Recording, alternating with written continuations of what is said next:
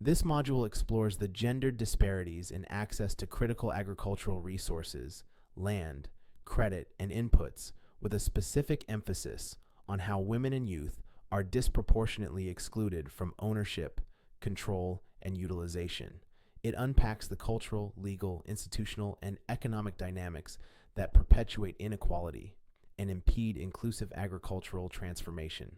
Emphasis is placed on solutions through policy, reform, innovation, and gender-responsive programming. By the end of this module, you will be able to 1. Analyze how gender norms and structural inequalities shape access to land, credit, and inputs. 2. Understand the implications of resource exclusion on women and youth productivity. 3.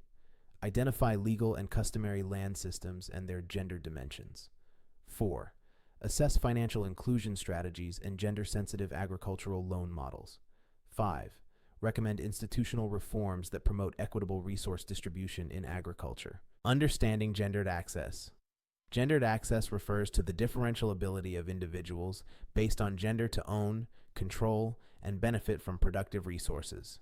In agriculture, this often results in systemic exclusion of women and female youth, even though they provide the bulk of labor in smallholder farming systems. Land access, customary versus statutory systems.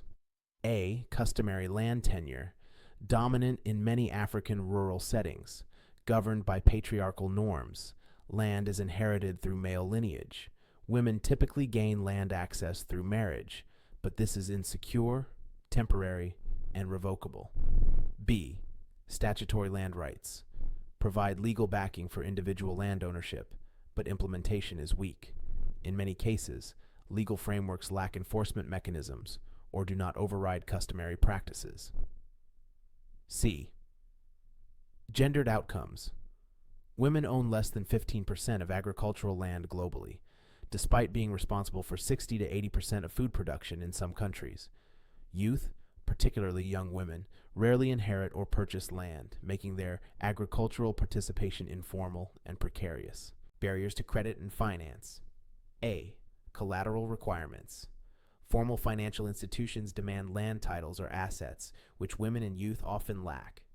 Creditworthiness is often linked to past repayment history, from which youth are excluded due to inexperience. B. Financial literacy and discrimination. Limited training in financial management and loan application processes. Gender-biased lending practices men are seen as better risks. Youth-run enterprises are perceived as unstable or hobby-like. C. Informal finance and cooperatives. Savings groups, rotating credit systems, and rural cooperatives are common but often lack scale. These can be effective entry points if supported with capacity building and digitization. Agricultural inputs and services. A. Inputs. Fertilizers, improved seeds, pesticides, and mechanization tools are less accessible to women and youth. Extension agents are predominantly male and often do not reach female farmers. B. Extension services. Women and youth are underrepresented in demonstration farms, field schools, and decision-making bodies. Language, location, time, and literacy barriers contribute to exclusion. C. Technology. Gaps. Women and youth often lack access to digital platforms that provide market information, extension tips, or input subsidies. Consequences of gendered resource inequality. Lower productivity and yield gaps on female-managed plots. High vulnerability to climate change and food insecurity. Intergenerational poverty as youth are disempowered from building sustainable agribusiness. Limits on women's and youth's ability to scale enterprises and participate in value chains. Strategies for inclusive resource access. A. Legal reforms. Strengthening land titling systems with joint titling for spouses. Enforcing inheritance rights for daughters and widows. B. Gender-sensitive financial services.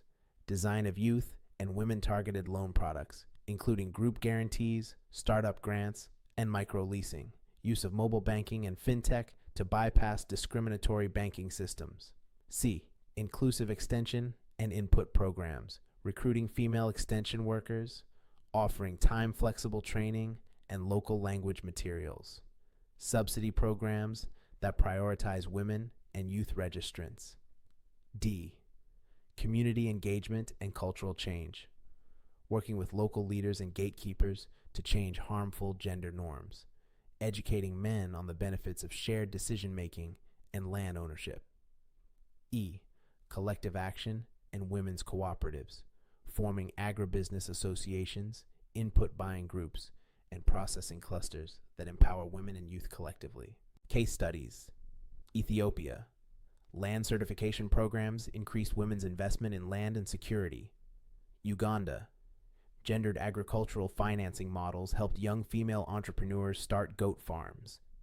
Kenya. DigiFarm and other mobile platforms created input access pathways for women. Nigeria, Anchor Borrowers Program reserved quotas for youth and women groups. Why this module matters. Inequitable access to land, credit, and inputs doesn't just affect individuals, it stalls national food security, gender equality, and agricultural innovation. Closing the gender gap could increase agricultural output in developing countries by up to 30%, improving GDP and livelihoods. Youth and women must no longer be peripheral actors, but central stakeholders in agriculture's future.